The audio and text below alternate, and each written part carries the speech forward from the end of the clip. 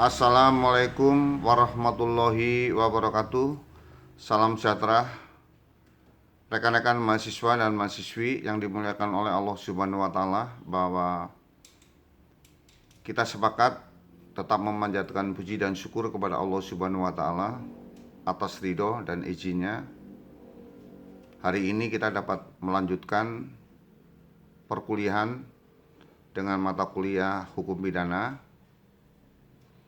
Shalawat dan salam kepada baginda Nabi besar Muhammad Sallallahu Alaihi Wasallam, Nabi yang terakhir yang membawa umatnya dari alam kegelapan ke alam terang benderang dan memperbaiki akhlak seseorang, serta kita semua sepakat untuk mendapatkan sahabatnya kelak di padang mahsyar nanti. Baik, hari ini pertemuan yang kedua, saya akan menyampaikan pengertian hukum pidana. Jadi nanti ada beberapa. Yang pertama adalah dari Prof. Mulyatno. Hukum pidana adalah bagian dari keseluruhan hukum yang berlaku di suatu negara yang mengadakan dasar-dasar dan aturan untuk: 1. Menentukan perbuatan-perbuatan mana yang tidak boleh dilakukan, yang dilarang, dengan disertai ancaman atau sanksi berupa pidana tertentu bagi barang siapa melanggar larangan tersebut. Criminal Acts. Coba kalau rekan-rekan mahasiswa dan mahasiswi kemarin sudah mendengarkan narasi saya, artinya ketika perbuatan itu ada peraturan yang dilanggar, maka akan dikenakan sanksi. Nah, sanksi di sini berupa pidana tertentu, nah kan? Nah, kalau bagi barang siapa, rekan-rekan mahasiswa pun pasti bingung barang siapa. Nah, barang siapa ini adalah, kalau kita melakukan proses penyidikan, adalah orang yang diduga melakukan perbuatannya. Oke? Yang kedua, menentukan kapan dan dalam hal-hal apa kepada mereka yang telah melanggar larangan-larangan itu dapat dikenakan atau dijatuhi pidana sebagaimana yang telah diancam: criminal liability, criminal responsibility. Nah, jadi perbuatan yang telah dilakukan oleh orang yang diduga melakukan peristiwanya, maka akan dijatuhi pidananya. Yang ketiga, menentukan dengan cara bagaimana pengenaan pidana itu dapat dilaksanakan apabila ada orang yang disangka telah melanggar larangan tersebut. Criminal prosedur, hukum acara pidana. Kalau kita berbicara hukum acara pidana adalah di situ merupakan dasar-dasar penegakan hukum. Saya ambil contoh misalnya Polri. Ketika melakukan satu proses penyidikan, berarti dilengkapi, disitulah diatur oleh hukum acara pidananya. Jadi harus bisa dibedakan. Nanti berikutnya akan saya jelaskan. Yang kedua, pengertian hukum pidana menurut Prof. Pompe. Hukum pidana adalah semua aturan-aturan hukum yang menentukan terhadap perbuatan-perbuatan apa yang seharusnya dijatuhi pidana dan apakah macamnya pidana itu. Ya, coba kalau rekan-rekan mahasiswa, mahasiswi, narasi kemarin saya ya tidak pernah beda jauh. Jadi artinya setiap orang yang melakukan satu perbuatan dan perbuatan itu ada norma yang dilanggar, pasti akan diancam pidananya. akan diancam pidananya. Yang ketiga, pengertian hukum pidana menurut Profesor Simon. Hukum pidana adalah kesemuanya perintah-perintah dan larangan-larangan yang diadakan oleh negara dan yang diancam dengan suatu nestapa pidana. Barang siapa yang tidak mentaati kesemuanya aturan-aturan yang menentukan syarat-syarat bagi akibat hukum itu dan kesemuanya aturan-aturan untuk mengadakan, menjatuhi, dan menjalankan pidana tersebut. Sama definisi itu. Orang yang melakukan peristiwa perbuatannya, kalau ada undang-undang yang telah mengatur, pasti dikenakan sanksi pidananya. Oke, saya lanjut. Definisi yang keempat. Pengertian hukum pidana menurut Van Hamel. Hukum pidana adalah semua dasar-dasar dan aturan-aturan yang dianut oleh suatu negara dalam menyelenggarakan ketertiban hukum, rhapsody, yaitu dengan melarang apa yang bertentangan dengan hukum dan mengenakan suatu nestapa kepada yang melanggar larangan-larangan tersebut. Coba kalau rekan-rekan mahasiswi dan mahasiswa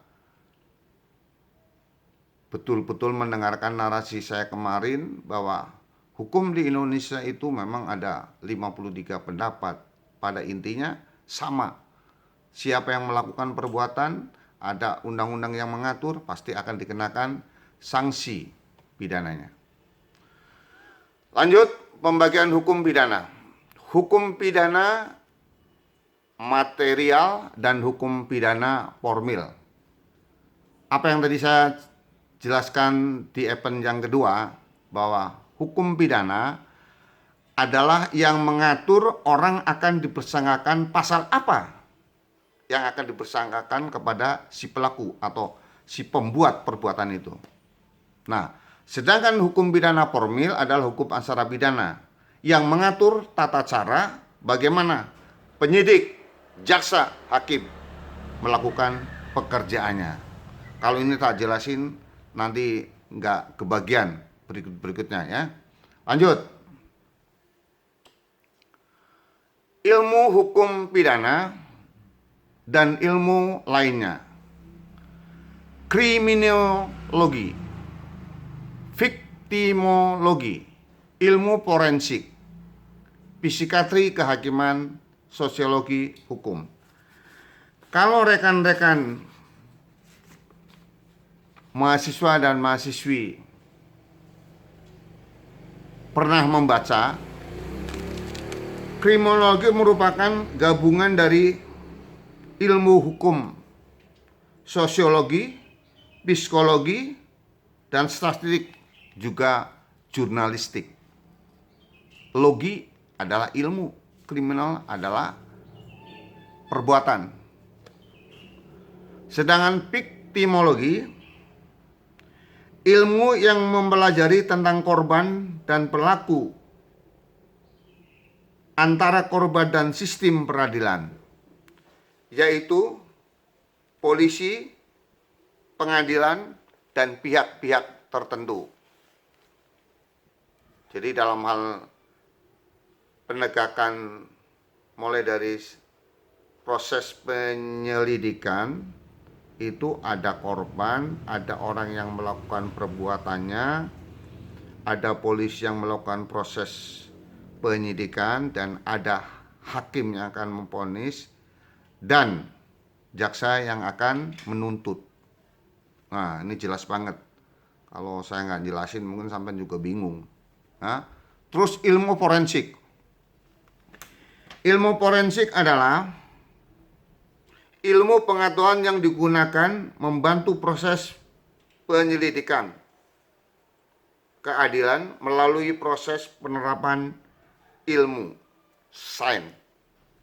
Jadi ini nih, biar rekan-rekan mahasiswa paham betul. Jadi ilmu forensik itu satu contoh. Di dalam kitab Undang-Undang Hukum Acara Pidana itu ada 5 alat bukti yang sah berdasarkan pasal 184 KUHP. Saya ngambil sampel biar rekan-rekan mahasiswa itu mudah. Contoh misalnya ada satu peristiwa tentang dugaan pemalsuan surat. Ya, tentang pemalsuan surat. Dua kali set. Orang yang bisa menentukan bahwa ini palsu, tanda tangannya dipalsukan, yang tadinya tidak ada jadi ada, yang berhak menentukan adalah forensik, jadi labore forensik. Jadi tidak serta-merta penyidik bisa menduga, mengira, mempersangkakan bahwa oh ini palsu, kalau tidak ada keterangan dari pihak forensik, jadi ahlinya. Oke, kita lanjut. Psikiatri kehakiman. Psikiatri kehakiman adalah dokter spesialis kesehatan jiwa yang telah ditunjuk oleh pihak lembaga kehakiman. Yang terakhir, sosiologi hukum. Sosiologi adalah logos ilmu, sosio adalah interaksi. Yang mempelajari tentang interaksi hukum. Artinya begini. Hukum itu bisa diterapkan apabila ada masyarakat. Masyarakat bisa diatur karena ada hukum. Oke? Jadi lanjut. Sumber-sumber hukum pidana di Indonesia, yaitu KUHP, beserta undang-undang yang mengubah dan menambahnya. Jadi jangan rekan-rekan nanti mahasiswa KUHP pikirannya kayak orang awam saja, kasih uang habis perkara. Tidak. Siapa yang bisa paham KUHP itu kepanjangan dari apa? Coba kalau ada yang rekan-rekan mahasiswa bisa menjawab, nanti tak catat nomor mahasiswanya, ya, ada nilai plus. Jadi kitab Undang-Undang Hukum Pidana yang tadi saya ceritakan di depan sana, kalau ada yang melakukan satu peristiwa atau perbuatan pidana, yang ngatur adalah kitab Undang-Undang Hukum Pidana. Yang kedua, perundang-undangan pidana, perundang-undangan hukum pidana dan di luar KUHP. Yang ketiga, nanti tak jelasin di belakangnya ya. Yang ketiga, ketentuan pidana dalam peraturan perundang-undang non-hukum pidana. Oke, sampai di sini kita lanjutkan biar lebih sesuai dengan target. Nih ya. Kitab Undang-Undang Hukum Pidana terdiri dari 3 buku. Ya, rekan-rekan perlu betul-betul tahu bahwa terdiri dari 3 buku. Buku yang pertama adalah ketentuan umum dari pasal 1 sampai pasal 103. Sedangkan buku yang kedua tentang kejahatan dari pasal 104 sampai pasal 488. Sedangkan buku yang ketiga adalah pelanggaran dari pasal 489 sampai dengan 569. Rekan-rekan mahasiswa, kalau ada yang bisa membedakan antara kejahatan pelanggaran, karena ini sayangnya lewat WA grup ya, kalau langsung mungkin tak sawer kamu, tak kasih 50.000, tapi karena ini coba belajar menjawab ya, yang tahu bedanya kejahatan dengan pelanggaran. Oke, daripada nanti rekan-rekan mahasiswa tidak bisa tidur gara-gara mikirin itu, tak jelasin. Jadi kejahatan dengan pelanggaran bedanya apa? Yang pertama, kejahatan terdapat di buku kedua, sedangkan pelanggaran terdapat di buku ketiga. Itu satu. Yang kedua, membantu kejahatan dapat dihukum, sedangkan membantu pelanggaran tidak dapat dihukum. Ini biar lebih jelas betul, tak kasih contoh. Di dalam kitab Undang-Undang Hukum Pidana ada pasal 55 dan 56. turut serta dan turut membantu diatur. Sedangkan membantu pelanggaran tidak dapat dihukum. Contoh, kalau rekanmu mengendari sepeda motor, kamu gonceng, ternyata yang digonceng tidak menggunakan helm. Yang dikenakan sanksi administrasi adalah si pengendara. Ya, 2 ya. Yang ketiga, kejahatan ada masa daluarsanya.